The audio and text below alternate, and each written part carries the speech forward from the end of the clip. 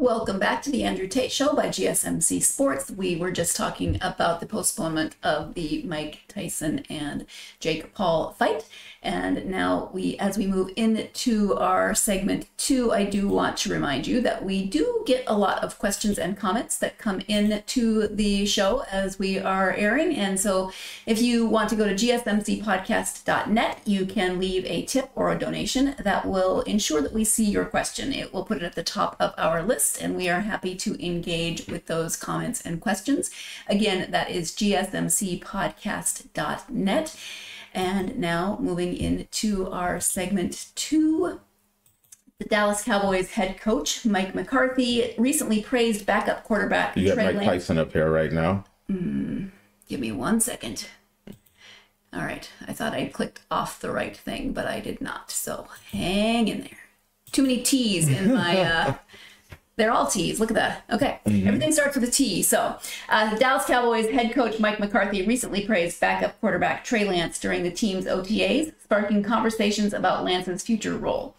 Lance, competing with Cooper Rush for the backup position, did not see action last season, but has shown significant improvement. McCarthy highlighted Lance's growing understanding and mastery of the Cowboys' offensive system, indicating a potential shift in the quarterback hierarchy. Lance, a former first-round pick by the San Francisco 49ers in the 2021 NFL Draft, had his 2022 season cut short due to a broken ankle. Acquired by the Cowboys for a fourth-round pick, Lance is pushing for more reps, and his development has been noteworthy. McCarthy emphasized Lance's athleticism and improvements in his motion and timing, positioning him as a strong contender for the backup spot. Dak Prescott, the Cowboys' starting quarterback, praised Lance's work ethic and competitive push he provides. Prescott, who is negotiating a new contract, recognized Lance's potential to elevate his own performance. Cooper Rush, the current backup, also demonstrated his capability by leading the Cowboys to a 4-1 record while filling in for an injured Prescott in 2022. All three quarterbacks are set to become free agents after the 2024-25 season. While Rush has been reliable, Lance's youth and talent make him an intriguing option for the Cowboys' future. Team owner Jerry Jones might consider Lance as a long-term insurance plan, especially if Prescott's contract negotiations become complicated. The Cowboys plan to give Lance significant playing time during the preseason with matchups against the Rams, Raiders, and Chargers. This will be crucial for Lance to showcase his abilities and potentially attract interest from other NFL teams. As Lance continues to develop, the Cowboys quarterback situation remains a dynamic storyline with implications for both the current season and the future. So, Tate, thoughts on three good prospects. Well, okay. Cooper Rush, he's a longtime backup of the Dallas Cowboys. He did have a nice run when Dak was out, but Cooper Rush, you can't really talk about him as a potential starting quarterback for the Dallas Cowboys. Despite, I know Skip Bayless from another network thinks he can be. He's not even in the running, even though I think he's a very solid quarterback.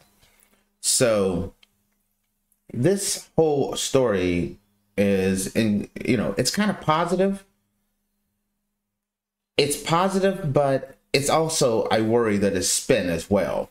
When you look into the Dallas Cowboy camp, one, are they praising Trey Lance because of the fact that they have a negotiation with Dak Prescott, who can't be franchise tagged, he can't be traded, he's an outright free agent at the end of this year, and are they trying to put more pressure on him, like, hey, we could go with Trey Lance if we don't go with you, as in hoping that that's enough to get him to sign a more Cowboy friendly contract?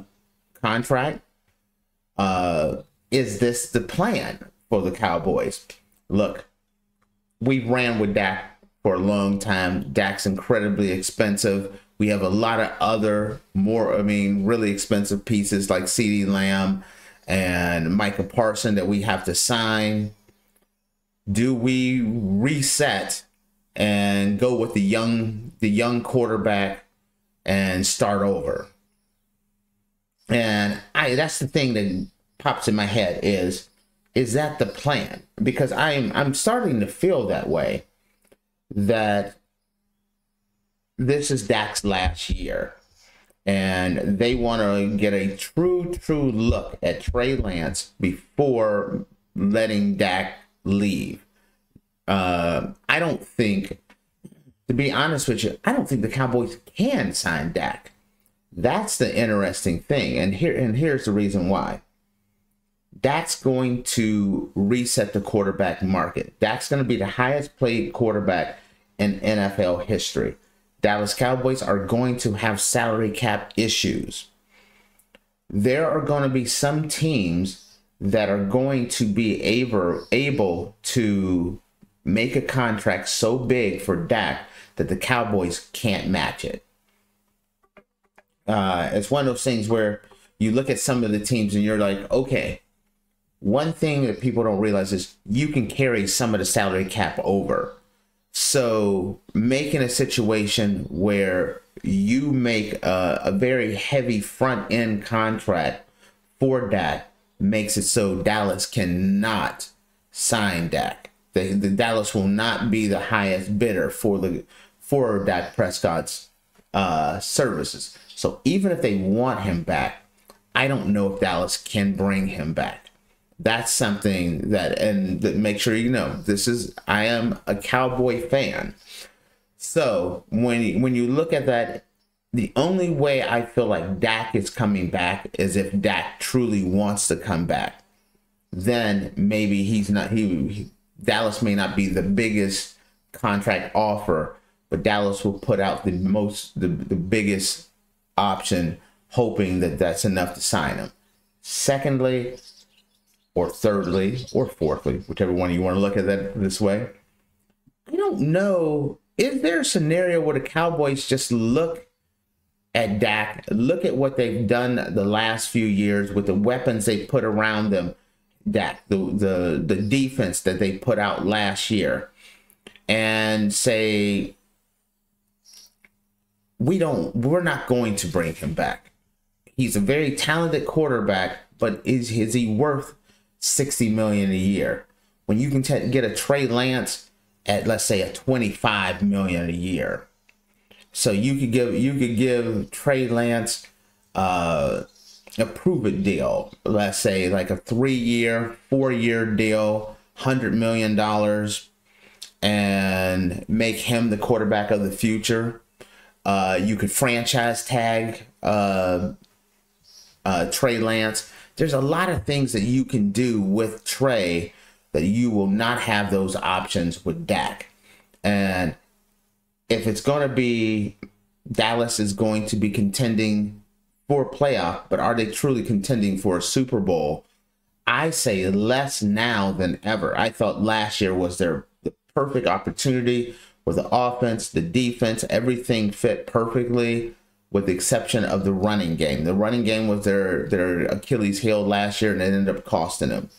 This year, I look at the team and I say a lot less players, no Tyron Smith. Like I said, they lost eight players to free agency. They didn't bring any major free agents.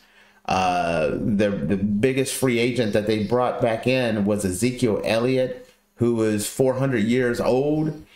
At running back, that doesn't make you think like the Cowboys running game has improved. They're not very deep at wide receiver.